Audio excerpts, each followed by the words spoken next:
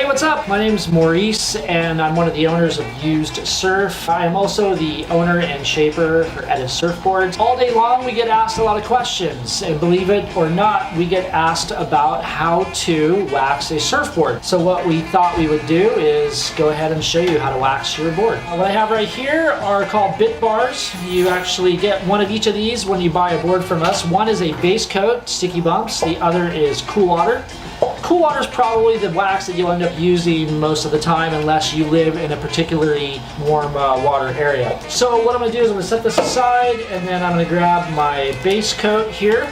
Base coat is a wax that is a lot firmer than the regular stuff. It's used to kind of build up your foundation. So what I do is I use this thing to make my beads as big and best as I possibly can before I put the other stuff on.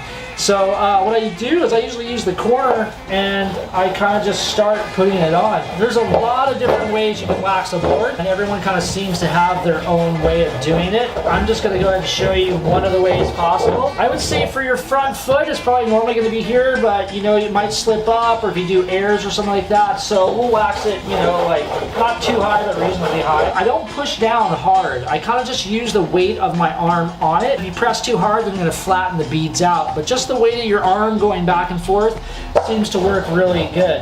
What you'll find is that as the wax kind of goes back and forth, it starts to build up on itself, and it naturally forms these things that surfers call beads. They're kind of like the little balls of traction that you're going to want on your board. So what I do is I just try and like go from a lot of different angles.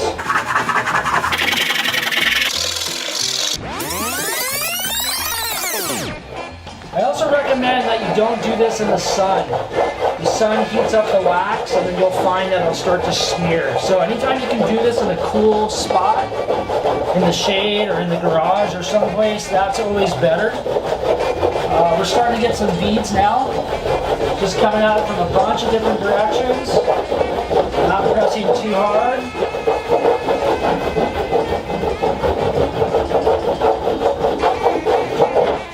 Okay, so now I'm going to take our cool, and again, always good to do it in the shade or the coolest spot possible. So I'll start to put this on. I don't know why I always seem to run the corners, so I just like the way it interacts with the beads, and just the wax comes off and makes bigger beads. And again, you don't want to press heavy, just kind of the weight of your arm. And just go at it from a handful of different angles. So here over the logo, you can kind of see we got some nice good beads. So yeah, this is pretty much how you do it. You'll get your little lumps and bumps and beads, and you'll have some good traction for your feet. And then the idea is the base coat you'll probably never really need again unless you strip the wax off to start it over. And then before you surf each time, you'll just give it a quick little go over and get a fresh coat on there, and you're good to go. So yeah, if you have any comments or questions, go ahead and comment down below, and if not, we'll see you on another video.